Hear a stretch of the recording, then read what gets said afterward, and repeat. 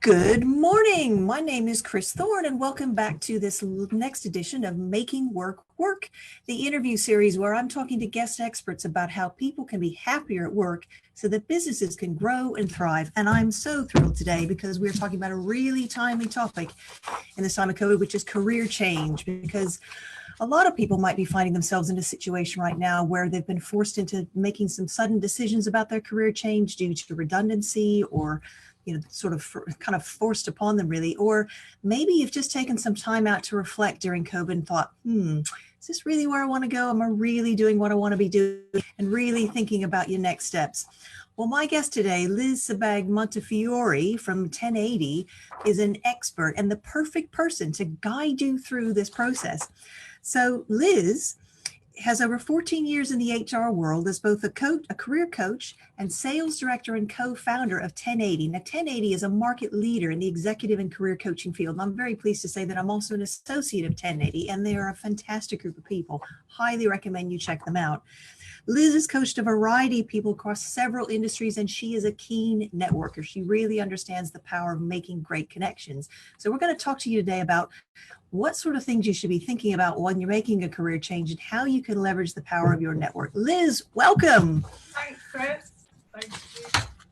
Yeah, so Liz, how have you found things during lockdown? I know we've been speaking a little bit about, how you've been kind of getting into your running and just kind of adapting to the new normal. What's that been like? Yeah, it's been an interesting challenge having a 3 and a 5-year-old. Yes, of course. But I must admit, it's just been really nice living right by a park and being able to go out and actually take up running, given I never used to run before. Oh, yes. I remember you saying, I think that you used to do 5K and then you sort of took a pause and now you're like back into this. You're doing like almost a couple of 5Ks a week or something, aren't you? I try, but I find it sets me up for a good day. Yeah. Fresh air. Yeah. Some good headspace, just kind of clear the thoughts out and get a fresh start, huh? Oh, well, Liz, I know when we were talking before, I mean, you've had a fascinating start to your career. You started off working in the National Gallery in the press office, which sounds incredible. I love art history. I would have been absolutely right there with you. And then somehow you found yourself in the world of HR consultancy. How did that happen? Well, it's a very good question. I don't think anyone should take this advice. But I was temping at the National Gallery because I did a history of art degree and loved my time there. But it was, as I said, it was temporary and I was looking for something permanent. And a friend of mine who was working in recruitment at the time said to me, I hear about a job going in HR consultancy. Do you want to go for it? So I was umming and ahhing, and she said, if you go, the truth is I get a bonus because I need to send a certain amount of people. So I thought, okay, fine. So I said, I'll go to the interview if you take me out for dinner with your bonus. So we agreed. And I went along, and the joke is that I had one interview, I had another 2 rounds, and I got the job, and the rest is history, and I've never looked back. And I remember you saying you loved it, didn't you? Because the more you found out, the more it intrigued you. And what was it that sort of drew you into this world? Well, I've always been curious about people. I've always loved meeting people, and as you probably tell, I'm slightly on more extroverted side than introverted side. But I've just always been curious, and I just thought, working in the world of people and human resources just really excited me. So what did you do in this new role then? What sort of responsibilities did you have? So when I first started, it was very much managing the sort of admin and back office, and I got to work with all the 30 or so coaches they had and understand their areas of expertise. So I knew who to put forward when I had a client request. And then I got involved in the management account. So it was quite a broad role in the admin. But about 2 years in, I was there 7 years, about 2 years in, I started to make the move into business development, which is probably now about 80% of my role. And then coaching, I became a career coach because I was also finding I was on the other end of the line taking calls for people who've been made redundant. Right. It's quite hard when you don't really know what questions to ask if you're not a coach, and because chemistry is so important. Exactly. If someone wants to set up their own business, I want to put them with a specialist there. Or some people, about 10% of people might think about retirement, but I don't mean pipe and slippers retirement. I mean pipe and slippers. I mean portfolio career. So there's specialists there. So I found it really helpful. Actually, I then went on to do the career counselling services course by Rob Nathan and became qualified. Oh wow, fantastic! Which I did, and it just really helped me do the matching. And then I started going into career coaching shortly after. Oh, wow. I mean, and what sort of challenges did you have to overcome to learn this new skill of career coaching then? Well, that too is a very interesting question, because I did the course. I think I was 25. So I Right. found it quite a challenge when you're working with people who Oh, are, much more senior than you. And that was just one of my, gremlins. I just suddenly thought I can do this. But actually what you realize is, regardless of seniority, or actually even sector experience, because I've never worked, for instance, in financial services, whereas a lot oh, of our right. were in financial services, and I used to think, oh, can I help them? But actually you realize, if you're a career coach and you've been trained in that, you really can. So I had this, I got through that block of, it's not about seniority or the sector, I can do it, and I went on from there. Oh, wow. And I mean, I remember you saying that, it was even a case of, gosh, some of these people got experience in these different sectors and these different industries, and you were dealing with some people that were, a few years senior than you. And it's kind of that whole, gosh, how can I help them? But, what was it that you found that you really could help them? It didn't matter that you didn't have their exact experience, because people get these ideas, don't that someone who coaches them has to understand their exact world, their exact experience. And you found something slightly different. Yeah, you're right. It's not around, have you done their job before? And it's Mm. more around, can you help them achieve what they want to do? So some people I work with are very clear around what they want. They've been a trader and they want to carry on trading. Yeah. Others are more thinking, they might have done law conversion, gone into law, and then as a trainee, the law firm can't retain them. And they're thinking, do I actually want to do this? Is it for me? Does it play to my strengths? Is it in my skill set? And actually not seeing it as a waste of X amount of years, but just seeing it as a positive, as, well, I've now got these transferable skills to a new sector. So, I do quite a lot of that diagnostic, that sort of upfront bit, rather like unpeeling the layers of an onion, thinking, who am I and what do I want to do and how do I get there? Oh, I mean, and what sort of questions do people even start with when they're looking at these sorts of things? Because you're thinking, oh, you've been thrust in this situation, and sometimes, obviously, well, especially now, they might have to be deciding very quickly, and it's like, well, where do you even start with that? Well, I tend to start with personal values, in terms, which typically don't change over time. So what is really, if you were cut in half, what would run through your blood? What's you? So what's really, really important to you in terms of your career, in terms of you personally, and then linking it with, well, what are your career engages? And this does change over time. So it could be about the company culture, it could be around a boss, so it really does change. Or for instance, when I came back from maternity leave the second time, it was around having that work-life balance, whereas as a graduate fresh into the world of work, that was not important. It was around career progression extreme. So it's really, I think, understanding what makes people tick, and then tying that in with their strengths. And because often people are, if they're low in confidence, I think it really helps putting a positive spin on, well, what do you love, what energizes you? Because it's not around a skill, what you can do, it's around what energizes you and where you get your energy from, and how you get even better at that. And then we look at skills, and this is we use one of our tools. It's actually called Feel 50, but it's on the tools. It looks at what skills you're good at, what you love doing, and what you want to develop. So it's a 3-point scale, and then we make sure it's consistent with the CV, in order to look at jobs that suits and move on. Do you think people's values slightly change or adjust when they're at different points of their career? So, you were saying that, when you first started in your career, it was, the balance thing wasn't maybe quite so much of an issue. It was like, yeah, I'm enthusiastic. I'm kind of ready to go make my mark and get started. And whereas, especially like, when you've had children, that obviously really turns your whole world upside down, doesn't it? And you really rethink things in terms of balance. And I think I know a lot of people in with COVID now are probably thinking, if they've had the opportunity to work from home, hey, wait a minute, this is a better balance. I'm not having to jump on a train for 2 hours or drive on the motorway for, to get there. And do you think that it shifts a bit as our circumstances change? Yeah, I definitely do. The career values definitely shift. And so it might be around, security is a one that shifts. Some people, I think when you're sort of, haven't got family, haven't got mortgage and all of that, you don't necessarily need security. And then security comes in when that a bit later on, then it might go away again. So I definitely think things come in and sometimes, but I think it's what it all comes from is once you know what's important to you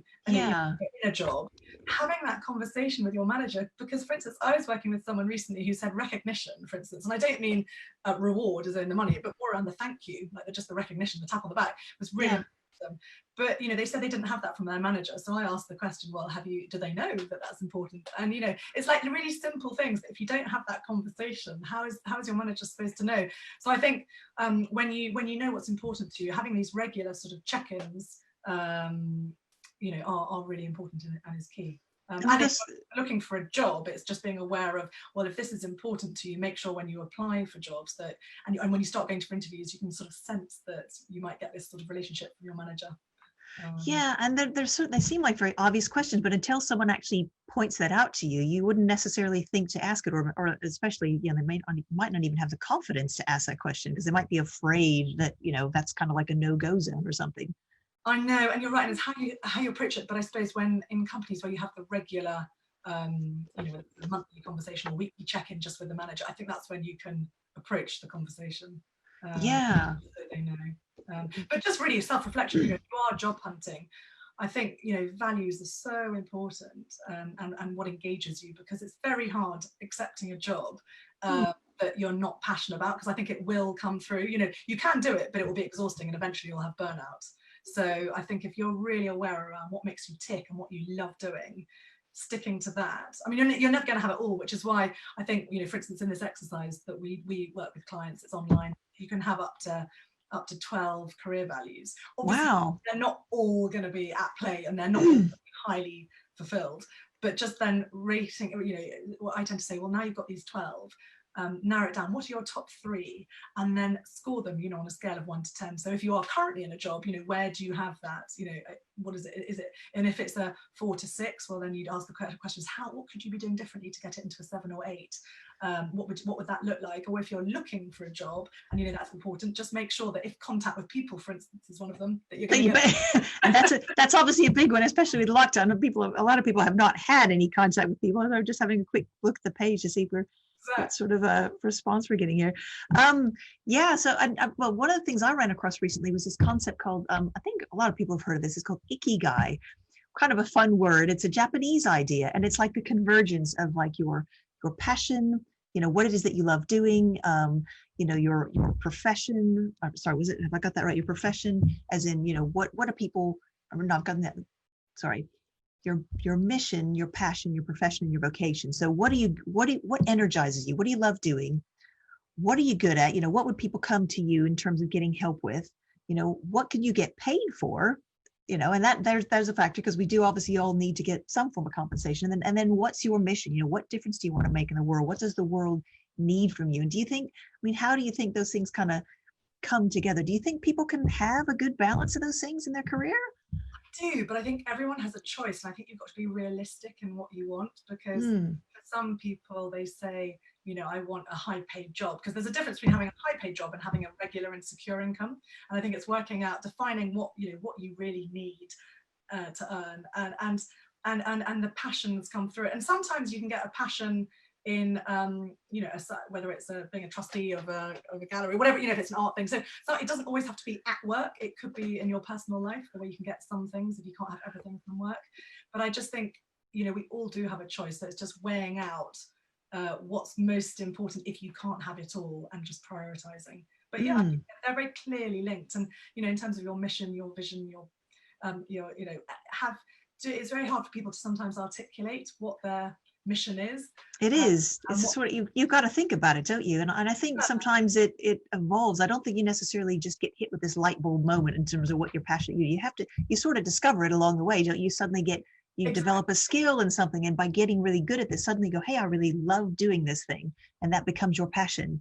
But I think we have to put the time and effort in to find it and to work at it a bit, don't we? It doesn't just kind of fall in our laps, unfortunately. Absolutely. And your purpose, your vision, your mission, there's so many slightly different things, but just, I think, and that does link, I suppose, also into where we help people with getting that elevator pitch right. You know, that's so important, isn't it? That, you know, the what do you do question. Yeah, and it is really tough, because a lot of people slightly overtalk this, and it can go on. It's like, no, you don't have that long. So, you know, really in 20 to 30 seconds, it's really important to sum up who you are and what you want to do. And it's a really helpful exercise. And for that, I always say, for preparing, it's very helpful to write down in bullet point form, you know, what you'd say, and then rehearse it. And almost on an iPhone, just record yourself saying it to someone as if you're leaving them a message, and play it back so you can test it out and then use that. But that I tend to find is a really helpful way of understanding exactly what you want to do, because people do say, you know, what do you want to do? And if you can't articulate that to yourself, you can imagine how it can come across to others. Yeah, well, and even in the process of your job search, isn't it? You've got to be able to have that conversation with potential people that you're trying to connect with, to kind of Exactly. get over to them what you want, because even if they're not the right person to help you, maybe they can connect you with somebody who is in that, aren't they? Yeah. So, Yeah. I mean, gosh, tell me, Liz, because we were talking about, one of the things, what gets you up in the morning, what gets you excited, and, what sort of sets you up for the day. And I remember we started to dive into this idea of planning, because you're a big planner, aren't you? I am a planner, and my CEO would say the same thing. I'm definitely on the organized side of things, and I make a list. But I'm also quite realistic with my list. So I have a diary and I plan what I'm going to do in the day. But I've learned this recently, to build in some sort of breathing space time. Yeah, So, that contingency, because you can never 100% map out the day, can you? Inevitably, something is going to throw a spanner in the works. You're going to wait, you're going to have to change, or you reprioritize or something, don't you? exactly. And I'm just finding, at the moment, things are just happening so quickly. Mm. You do need that time. So I think it's good for, the way it works for me, is just to have a plan, and then obviously it adjusts as the day or the week goes on. Well, and I think a lot of us, we don't think about necessarily having a plan for our career, don't we? Which is a bit crazy, because we spend so much time doing it. And it is important to take time to have a conversation with someone like a career coach to go, look, even if you can't necessarily jump into your dream job in the next move, how can you kind of plan it so that you're maybe getting a job with the skills or experience that will move you in that direction, or put you in contact with a network of people so that you can make that transition. And having someone like yourself to kind of work these things through and then actually strategically plan this out can be so, so helpful, don't you think? Absolutely. And I would say, and I'm sure everyone can imagine, that most people spend longer planning a holiday than they do their career. Who would just turn up on an airplane and think, it's mad, isn't it? Here I am in Antarctica, but actually I wanted to go, into a hot place. So I think it is very few people plan their career. You might have it sort of a few ideas, but in terms of actually writing down a career plan, because all the research shows if you write down your career plan, you're much more likely to achieve it. And I think it's around also the long term, because where we tend to focus is not just on sort of launching you into your career, but actually landing you, and the longer term career plan, which for some people is quite hard to think, where do I want to be in 3 to 5 years time? Because for the younger generation, that's quite hard for them to think of. They can barely think the next 5 minutes. Yeah, I think a lot of us get stuck there, don't we? We can only see like in the next 6 months to a year out sometimes, can't we? But once you know what your ultimate goal is, I think it's thinking about, what are the skills, knowledge, expertise that person has, and then where are you today, and doing a skills analysis so you can think, well, what might that next job be as a stepping stone to that ultimate sort of goal. And another way of doing it with clients that are quite creative and like visualizing is that future CV. So, how does that work? I've not heard that term before. That's pretty interesting. So it's sort of writing a CV 3 to 5 years from today, thinking, what wow, do I want to have in whatever 2023, and then again working back, well, how do I do that? So gosh, now that's a very clever exercise, almost like you're sort of mapping your dream. And that's such a great anchor, isn't it, to have something like a CV? Because if you've got something like that you can put out there, that really kind of focuses the mind, isn't it? What a great idea. Yeah, so I find that works with people who like the visualizing piece. And for others, when you're there sort of saying, well, I've had such a mixed bag of jobs, some were really good, others weren't, and you're trying to really understand, well, what were the pros and what were the cons. I use the career lifeline exercise, which is a sort of dips, and you've got a circular line, and you sort of plot the peaks and the troughs, and then you can have conversations around, well, what was going well, what were the peaks, what were you doing, what did you love about that job? But equally looking at the troughs, what was happening there, so you can try and avoid making that mistake again, and really knuckle down as to what the issues were within that job that you were. Oh gosh, now that sounds like a great exercise. And I think the other thing as well is that people, they don't always understand how their skills can transfer, do they? Because especially if you're trying to make a career change, and I think we have a tendency to kind of play down our skills and not really give ourselves credit. But someone like a career coach can be quite objective and look at your skills and help you to find out, well, what do you need to have to get in that role or that industry? So what would we potentially need to develop, and kind of steer you in the right direction of how you get that training, or fill that gap. Yeah, and I think when recruiters or HR people sometimes look at your CV, they almost look at what you've just done and think, well, that's what they can do. But yeah, change industry or change sector. I mean, the easiest job search is same skills, same sector, and obviously the hardest is different skills, different sector. Because but I think it's around working with clients to really hone in on their CV, and rather than doing the reverse chronological CV, looking at where they've worked, but actually have that on page 2 and do the functional skills-based CV. So you're picking out a couple of themes that are transferable, skills that you can use to a new sector. So whether it's relationship building or leadership skills or whatever that might be, but just pick 4 to 5 skills and focus on that. And then obviously on the page 2 is where you've worked, but that's not the important bit. The important bit is the skills that you can bring. Yeah, and that kind of turns that whole kind of paradigm shift of CVs on its head, doesn't it? Because we've been taught for so many years, oh, you list it in chronological, but actually, you're right, it gives you an opportunity to highlight all your skills and how they're more transferable and what they can do. And I know that's something that 1080 can help people with, because some people, I mean, for me included, sitting down and putting the CV together can be a bit of a daunting prospect, and trying to narrow it. I mean, is there like a preferred length of a CV? What you'd have, is it 1 page, 2 page? You always say no more than 1 page or 2 sides. Some people, I mean, for instance, my husband's ex-army, he's very into one side. Wow. I think some, and actually, I suppose higher education sector with academics, there's going to be a lot longer with all the what they've written, their publications. So, but I think generally speaking, it typically is 1 page or 2 sides. Gosh, because that's, because if you've had, like, say, 20 years of experience out there, that can be a bit of a feat, really, to pull that together. Yeah, I think narrowing it down and being really key in what it is that you've done on your delivery. And nowadays, we say it's more important to have a LinkedIn profile than a CV. And a CV is really important. Oh, well, and talk to me about LinkedIn, because I know that's one of the other areas that you guys can help people with. I mean, because you're right, it's your shop window, isn't it? And I've been taught really recently just to look at it as, it's not like a CV almost. It's almost like, even if you are looking for a role, it's like you're positioning yourself as like a problem solver. Here's what I do and this is how I do it, as opposed to a chronological approach. Yeah. And there's so many ways. I mean, LinkedIn is changing daily with new things, and candidates who are looking for jobs, they want to have what's called all-star status. It's a new thing. Yeah. You're going to be more likely to be spotted by recruiters. But it's, you're right. And back in the old days where you used to have on a CV references available on request, which is now gone.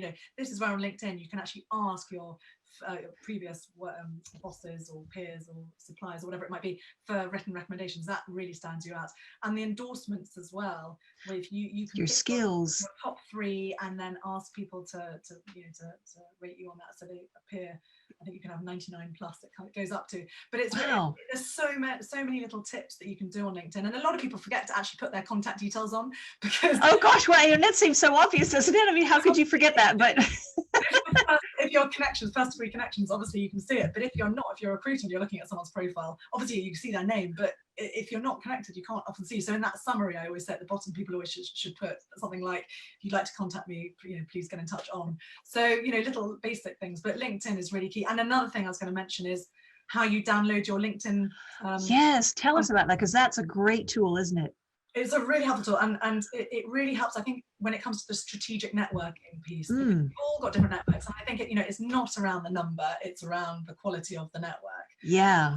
And we do an exercise with clients, and I rate so there's 3 areas that you should look at. Once you've downloaded your list, you should look at, how well do I know this person? Have I invested in them, and do they have power of influence? And you put them in columns, on 3 columns, and rate them 0 to 3. And once you've done that exercise, you then know where to start in terms of who to start networking with. But it's really helpful, because networking, which is a huge passion of mine, is all around, are you helping others so you can call upon them when you need help, rather than I've lost my job, so I'm going to start networking. It shouldn't be something you just pick up when you need it. In my view, it should be something you do throughout. And it's something that we just do all the time without thinking about it, isn't it? I mean, we tend to think of networking, the word networking conjures up kind of images of business networking, but actually networking, I mean, you have networks of people all over the place, people that you grew up with, or that you go to school with, your kids go to school, or volunteer groups you do, or activities you get involved in. All those people are part of your network, aren't they? So you shouldn't discount anybody, should you, when you're doing this exercise? Because LinkedIn's obviously a great place to start. But I'd even take, just even making a list of everyone would be a good start, wouldn't it? Absolutely. I was talking to someone the other day. She said, "What about my gym friends?" I was like, "Yeah, include them too."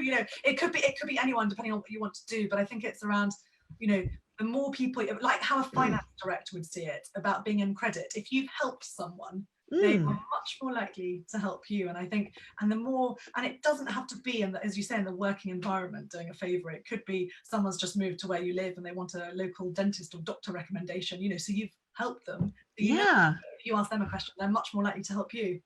Yeah, and I'm a firm believer, what goes around comes around, doesn't it? If you help other people, it's going to come. I think there's a great quote by a guy called Zig Ziglar, who's an inspirational speaker that I really love, which is that, in life you can have everything you want if you will just help enough other people get what they want. And I just love that. That really stuck with me because that's kind of my philosophy. It's always trying to kind of have the win-win, and how can I kind of take other people along for the ride and things like that. So once you've got this list and you've got, you've downloaded this list and you've done your ranking, I mean, how do you even start? How do you open those conversations up with people? What do you say?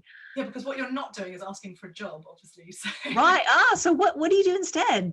So it's just getting in touch. Well, if it's a first degree connection, obviously it's a different conversation than a second degree. Sure, yeah. With a first degree, I think it's just just dropping them a line to say, do you have a time for a call? Obviously nowadays, to just update them on where you are, or just to get their advice. Some people like it when you can pick their brains about a particular sector or whatever. But I think it's your trusted advisors.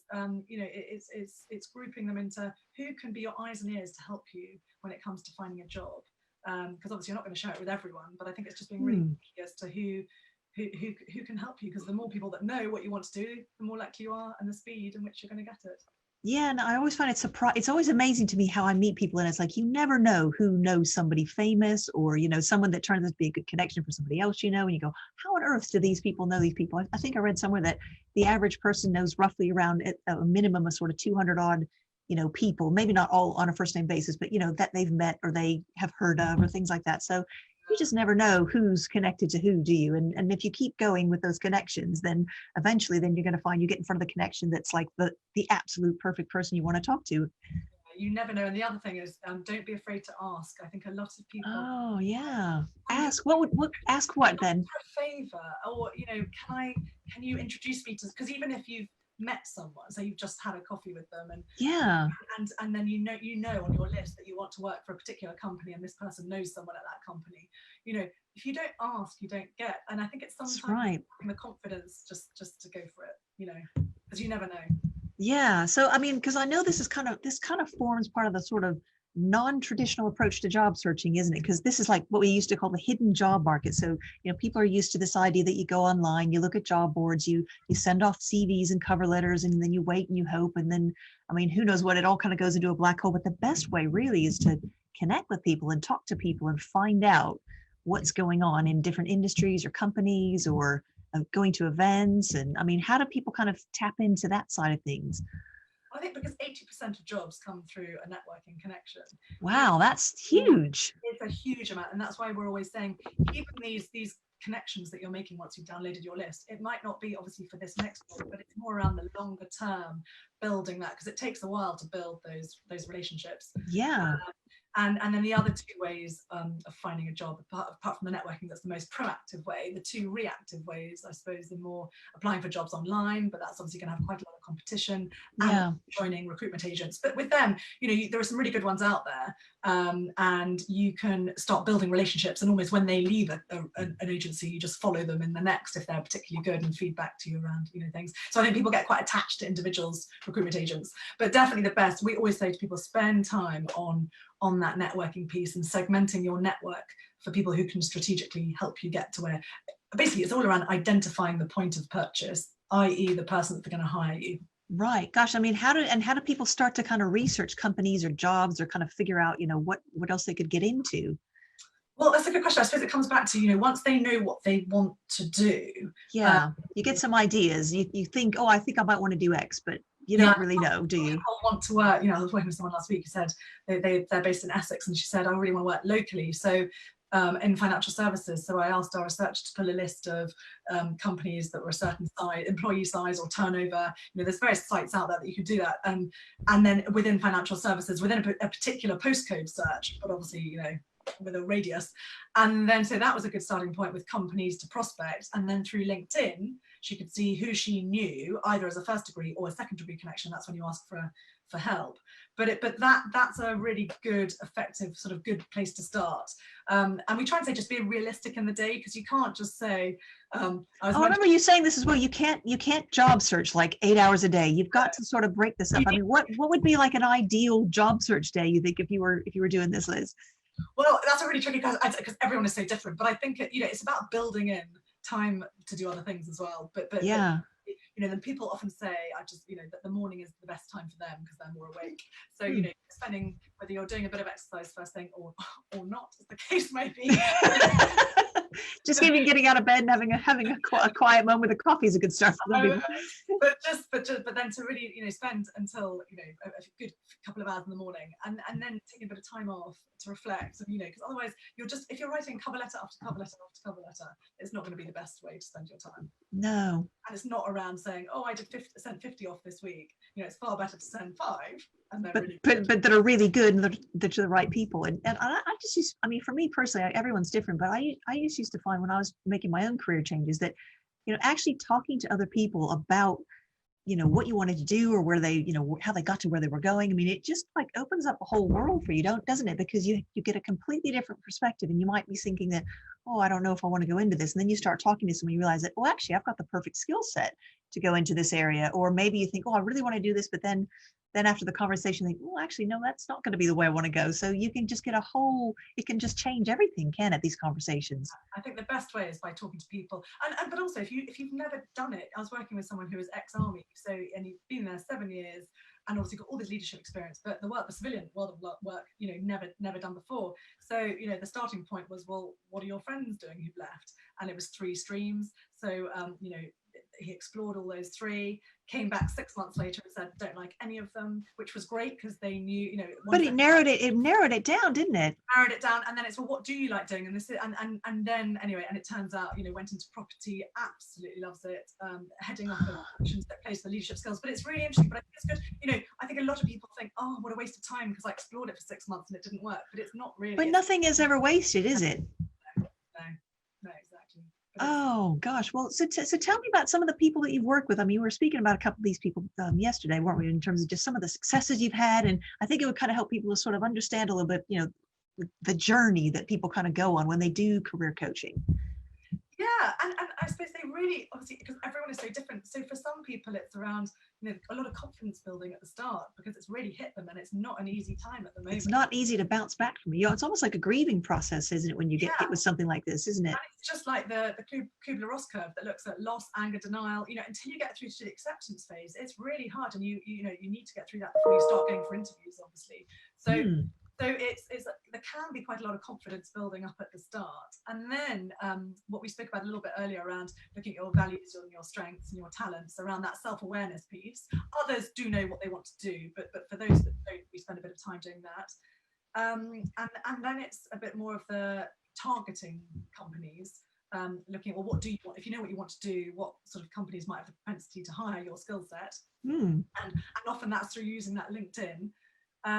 And then obviously along the way there's interview skills because some people because that can be a huge area, can't it, especially if you've not done an interview for a number of years. Yeah, and it can be really daunting, and so we do a lot of the competency based ones, and what I tend to find most clients need most help with, looking at the STAR with the learn, the situation, task, action, and the learn. Always best to turn a weakness into a positive by saying what you've learned. Yeah, that's a great technique, isn't it?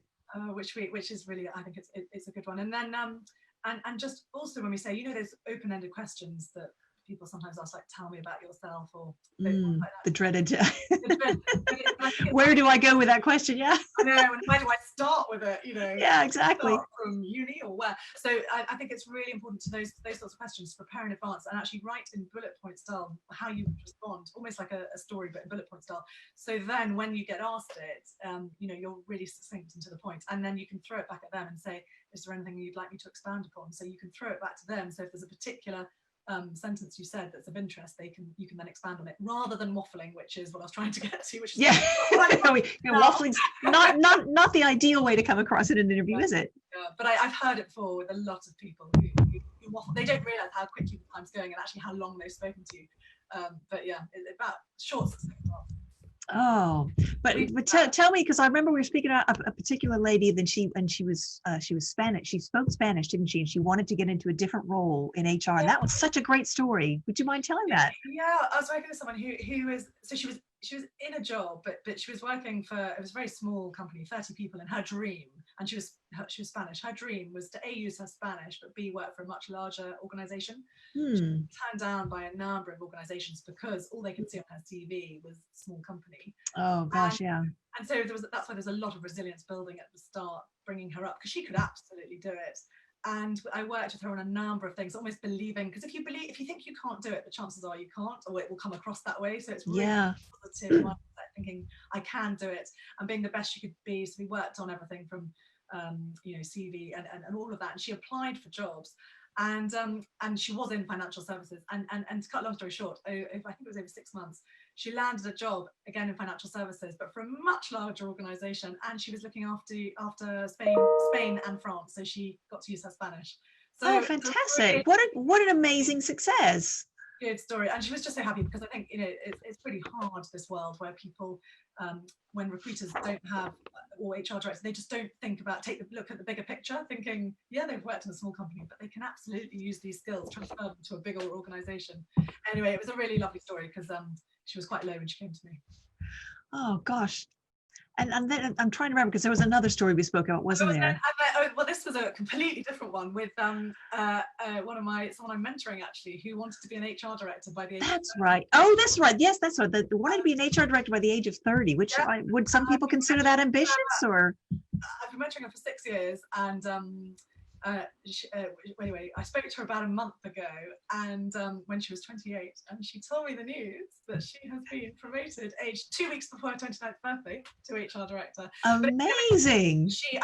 But she really, going back to what she does. What made the difference there? She plans her career, but every 6 months she'll be looking at what skills has she got, what skills does she need, how does she get that in the current job, always asking for feedback. That's a really good tip. I think a lot of people are almost slightly afraid to ask for it in case it's negative, and managers should always be giving it. But what I've learned in the job that I do is a lot of people don't give it because they're afraid of, they just don't, it's a difficult conversation. And they don't ask for it either, do they? Because it just would rather not know.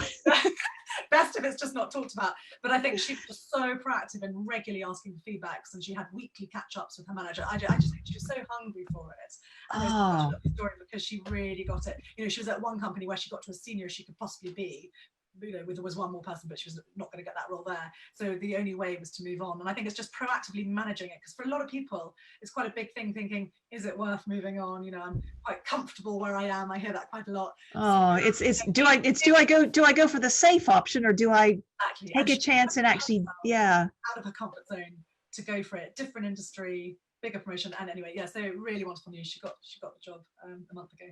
Oh, amazing. And that just must feel so incredible to know that you've helped somebody like that, and that, you played a part in that. I mean, 6 years, that's a long time to mentor somebody. That's obviously a very long-standing relationship. Yeah, it has been, but I think, it's more quarterly with her, just checking in. Because you're right, actually, with mentoring, because I mentor for the CIPD. The Central London branch program. And you're right, sometimes at the start, it might be a bit more upfront, and it tends to be once a month. It's normally people who either want to get into the world of HR I work with, or people who are in HR and want to do something different, but maybe it's promotion. But it's so it might be monthly. But anyway, with this one, she was very much on track. It was just more of a check-in quarterly. Oh, amazing. Gosh, I mean, what do you think are some of the sort of common myths that people have around career changes? Because I mean, just listening to some of these stories, what might people be thinking? I think people often think it's easier to get a job if you're in a job. Oh yes, I remember you saying this. Yeah, I've heard this one before. Yeah. In reality, if you're in a job, you're working 9 to 5, or supposed to be. There's not much time to find it. And because it's a full-time job, finding a job, we tend to find, actually, for those of you that are out there looking for a job, it is a lot easier in the sense of you've got the time to do it. But that's, I think, a common myth, because people, I think they're more employable if they're in a job. Oh yeah, because it's like you don't need the job, so therefore you're somehow more desirable. That, I think, would be the myth that I've had a lot. Wow. And I mean, what sort of people, what piece of advice would you give to people then there? Because obviously we have so many people in this situation right now that, they might be, as we said earlier, they'll be forced into redundancy, or they're having to rethink, or maybe they're actually in a job that they like, but they're just kind of trying to think a few steps ahead. What advice would you give them? I'd say really, I bring it back to that networking bit. And really focus on, if you're thinking about doing something different, or you're looking for a job, who is it that can help you get there? And also, in terms of advice, think about getting a mentor as well. Oh, yeah. Spending How can people find a mentor? Because that's something you hear a lot in business, don't you? Oh, you need to get a mentor. And where do yeah, you start? How do you figure that out? and that's a really good question, because I think it really depends on what you do and how big your network is. But for some people, it might just be if they know of someone who's just got more experience than them, but in the same sector. You know, if they want a promotion and they've got the skills that almost the ideal skills, it's around just asking them. And I think people are quite flattered when you're asked, will you be my mentor? But if you really don't know where to start, I think it comes back to whether if you're in a company, you know, asking HR, or just asking your general network. I mean, and what I find quite interesting is some people have a network, I'm just thinking of a particular senior individual who's got a CEO another CEO as a mentor, but also someone in their 30s. Oh, wow. To challenge their thinking from the sort of younger generation side. Oh, that's fantastic. Yeah, so you're getting... They don't always have to be more senior than you, because and it is a two-way stream. You know, So that would be almost like another myth, wouldn't it? Because I think a lot of people would assume they have to have more experience or be more senior to you or whatever. That's fantastic. That really gives you a real depth of experience, doesn't it? Because you just don't know what other people know. Gosh, you know, can I ask you as well? Because I know that you guys work a lot with companies that are having to lay off a lot of people, you know, have mass redundancies, and that's where, you know, a lot of work for 1080 comes, is from working with people in transitions like this. I mean, how do you kind of manage it if you're the employer? You know, what sort of things do they need to think about when they're having to let people go and manage careers and things? Well, I think it's really important to put, I mean, obviously they're wanting to, it's a hard message to get across, and Yeah. you know, you don't also know, these people might return in a different guise a few years down the line as contractors. You just don't know. So it's about treating people with respect. Yeah, you don't want to burn the bridges. You don't want to burn any bridges, but I think it's thinking, how would I like to be treated, and that's how I should treat others. But you're right, there's a lot of redundancies going on. But what's is that these organisations working with us are providing career coaching, so we know we can help these people. And a lot of it, and it doesn't all have to be one-to-one career coaching, because we've got quite a lot of online portals as well.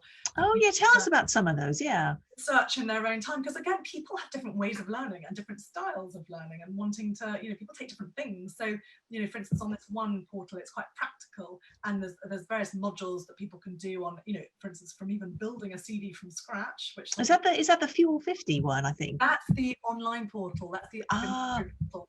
Right. Okay. And it's got a number of sections like managing change, interview skills. It's got good and bad answers, how to do that. And there's a number of different business skills that they can, you know, like, or even personal resilience modules, which with COVID, I think, you know, it's around managing anxiety, those sorts of modules that have been introduced just to help people who are working from home or looking for jobs from home, you know, navigate that. But there's also a jobs board on there, so people can, and also the other thing was videos. So because not everyone wants to read, they quite like videos as well, just as a different way. So there's about 500 3 to 5 minute videos. Wow. Oh my gosh. All around the job search, that are all clumped together, obviously within groups. And you know, one of them is on, because I sent someone the other day, asked for it, how to negotiate your salary, which is quite a big one at the moment. Oh, that's a key skill. Well, we could really speak about that one, couldn't we? You know, on a job spec where you've got a range, and you obviously want the top range. It's how you can do that, or, you know, even just from that to all the way through to how to deal with recruitment firms, which again, if you've never dealt with a recruitment firm, you don't know. So that it's just nuggets of advice, videos, modules, but it's all online, e-learning style. And our clients have access to that, and I think it just supports, and they know that therefore, if they're only on just as an example, they only have 3 hours with us of face-to-face virtual support, at least they've got this portal for 6 months. Oh wow. Have as unlimited, so they can really help brush up on the skills that they want to brush up on. God, that sounds like an absolute wealth of experience. Gosh, and then I know there's the strengths profile as well, isn't there?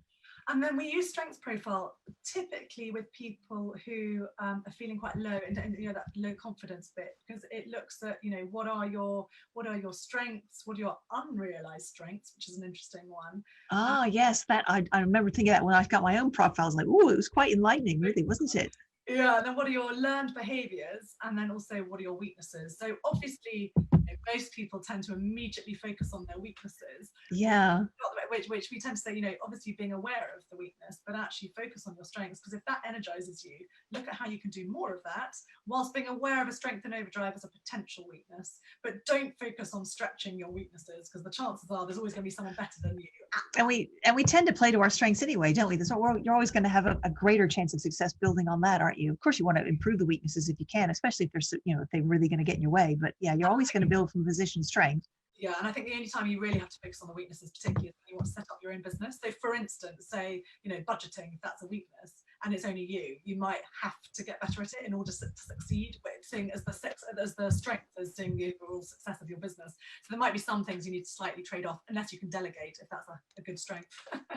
Oh, yeah. If you have got your own business, there are certain things that you might need to develop. Absolutely. And I mean, and tell me, a bit naughty me asking this again, but negotiation, I mean, that sounds like an interesting, is there a top tip you might give people in terms of negotiating? I think, well, that's a really tricky one. I enjoy negotiating. It's really funny. I think it depends who you negotiate with, because I'm better at negotiating with people I don't know as well than people I do. Oh, okay. I don't know why I seem to be much more successful. I don't know what it is. Maybe if you're quite a nice person and you find it slightly tricky to negotiate, or if you think, oh, I'm going to be with their client for quite a long time, maybe it's better if I just give them what they want. But I think it's just being quite firm in your argument and the reasons why.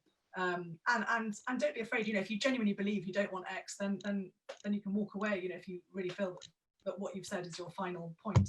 But just being really clear at the outset of what you think is fair. Well, and I suppose it's also really understanding the value that you can bring, right? I mean, because you're not just sort of just asking to set up thin air. You've got some evidence to kind of back up your position, I suppose, and understanding where they're coming from.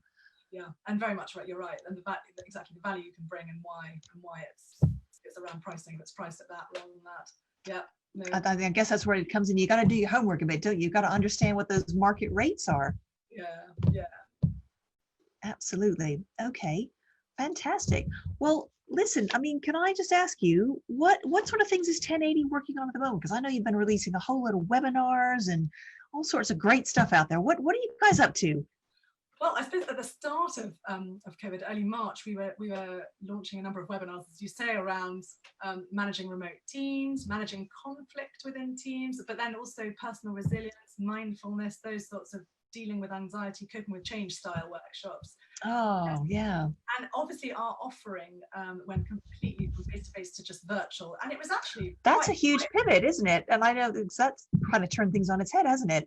Yeah, but it was relatively sort of quick and quite successful, because I suppose some of the coaching had been virtual, like the maternity coaching and that side of things already. But, you know, with Zoom and other platforms similar, you know, it was quite easy to do. But what we've done is one of our most popular job search workshops when it was face-to-face was the self-marketing workshop.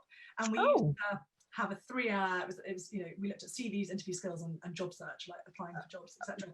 All the basics, yeah. the pillars of your job search. Exactly, and that was done in a half day. Oh wow, amazing. Virtually, you know, we tend to find nothing more than 90 minutes, just because it can get it's more tiring than you think it might be. Yeah, and people's concentration. So we've tweaked it into a 90-minute sort of session, and we've also built with a graphic designer who we've now brought on board an interactive workbook. So it means you can email the workbook prior to the webinar, the self-marketing webinar, and then people can just, during the webinar, the facilitator can say, you know, click on these and do this exercise, and people can tap it into their tablet.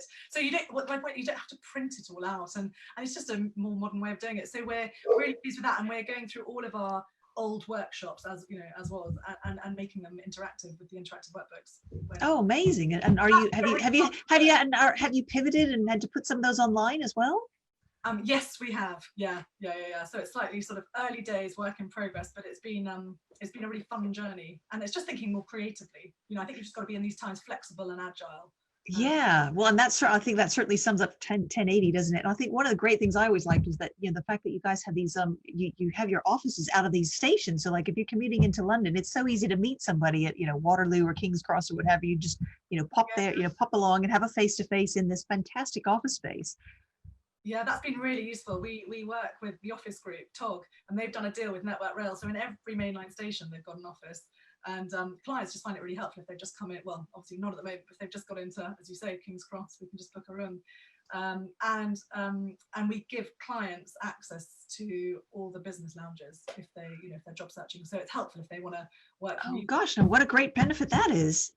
So yeah, the office group have been really, it's worked really well, having that agile setup, as you say, rather than a permanent office. Yeah, gosh, and how nice to have access to a different space as well, just to kind of get new ideas and get out of your house. And because sometimes when you especially now, you kind of feel like you're looking at the same four walls for weeks on end. It's so nice to have a change and interact with other people. Hopefully that will be happening soon. But at least in the interim, we know that we can do a lot of this stuff virtually, can't we? So people aren't limited at all. Exactly.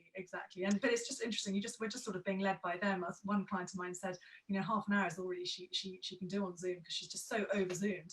So we just, in a way, clients have a certain amount of hours, and we just flex it to suit their learning style or personal situations at home. Yeah, that's right. And tell me, because I know you guys have gotten something. You've got a YouTube channel as well, now, haven't you? What sort of things are on there? Yeah, so again, back in early March, we wanted to sort of do a bit of giving back, and we've got a number of coaches who recorded short 3 to 5 minute clips on how to job search when working from home, resilience, positive mindset, how to interview when working remotely, and there's about 25 of them, I think, on this YouTube channel. So gosh, wow, that's what sort of topics do they cover? They're just hugely varied. It's a mixture for people who are looking for jobs, but also people who just who aren't looking for jobs but just need a bit of in terms of mindfulness and just want a bit of coaching in a particular area. They really do vary, but from anything from as I say, the personal resilience, and the job search, and which was the one recently, but just how to plan your career, I think, is on there as well. So you can have a look. Oh gosh, well now that, we all need to know how to do that right now, don't we? Gosh, that's fantastic. So, if people did want to get in touch, oh, sorry, I think I've just lost my sound. I've got you. I can hear. Oh, okay. Sorry, there was just a bit of a lag. I was like, oh no, what's happened? So, Liz, as you've gone through all this whole COVID, because it's been such an interesting time for all of us. What's been the biggest surprise for you think, out of all this, in terms of working with career coaching? Well, I suppose, for me personally, was, as I mentioned before, how quickly it's been, sort of how, in terms of going virtual, that has been much easier than I thought it would be. And the feedback I've had from my coachees has been that it's been working really well, because I think early days, come March, a lot of people didn't want to have face-to-face virtual meetings, because I think they were thinking now's not a good time to job search. Who knows what the future holds? Why don't I just put my program on hold and we can pick up, later in the year? So I didn't much in March, but then I think come April, I think they were, I just checked in and said, would you like at least to start with your CV, because that we can do, very much virtually, and then when the job market picks up, at least you're ready to go. Yeah. And it was interesting because they were thinking, actually, yeah, why not?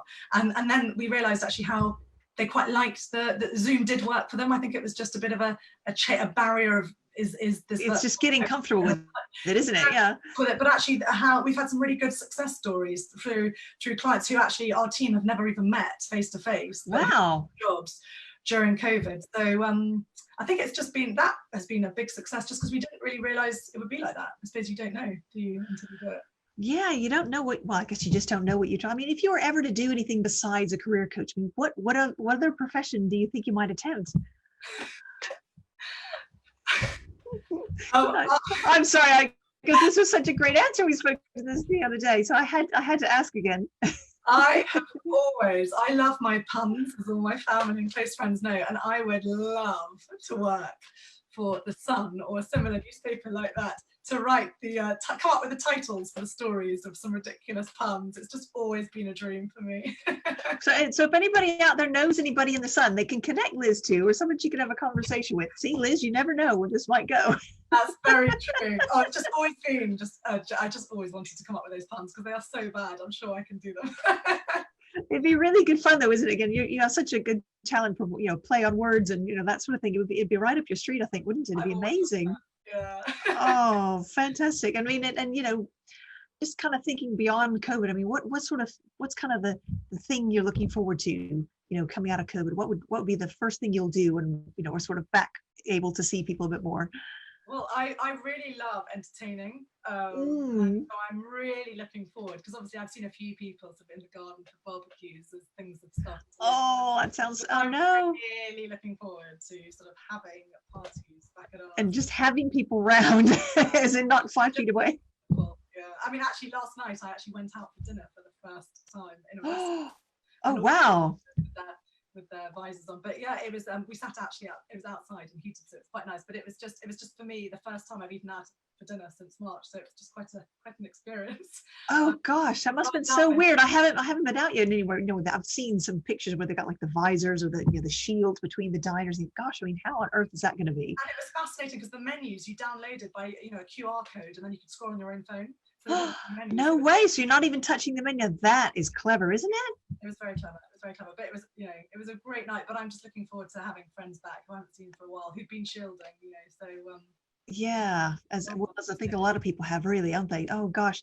Well, Liz, I mean, this has been absolutely fantastic. I'm just kind of having a quick glance. We're getting various comments, and I'm trying to see my comments here. My page is loading a bit slowly, but I see we have some likes and some great interaction here. So thank you everyone who's tuned in.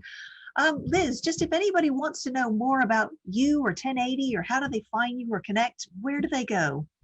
yeah, I think LinkedIn is probably the best way, because I'm basically on it every day. Yeah, okay, fair enough. So I'd go for LinkedIn, definitely. Okay, and 1080, I mean, how do we find, and 1080, it's not like 1080, isn't it? It's 10 and then the No, word when 80. the number's 10 and then the letters 80, which is quite funny because there's the story around. I was gonna say, what is the story behind the name? It's around the employee distribution curve, that most people focus on the top 10% of talent and they get rid of the bottom 10%. But the middle 80, no one really does anything with them, yet they're the bedrock of the organization. So we tend to say spread out the Oh, wow. and the middle 80. But also what we hadn't realized, having set it up with the numbers, is that you're at the start of every single sort of supplier listing. So we're always on top because we start with a number. Oh, now that's a clever thing to do. Yeah. Quite clever, but that wasn't the plan when we set it up. But a happy accident, it sounds like. Oh, fantastic. Oh, great. Super. Well, Liz, gosh, thank you so much for today. I know our listeners have gotten some huge value, and I will be posting the links to the 1080 site and their YouTube page and a few other goodies that you can kind of take advantage of as well. So please do get in touch and link with Liz or 1080 if any of this has resonated for you. I'm also a career coach through 1080. So if there's anything we can do to help or support you in this time of change and career change through COVID, please do, because we all want you to land on your feet. So thank you so much, and I'll see you next week. Thanks, Chris.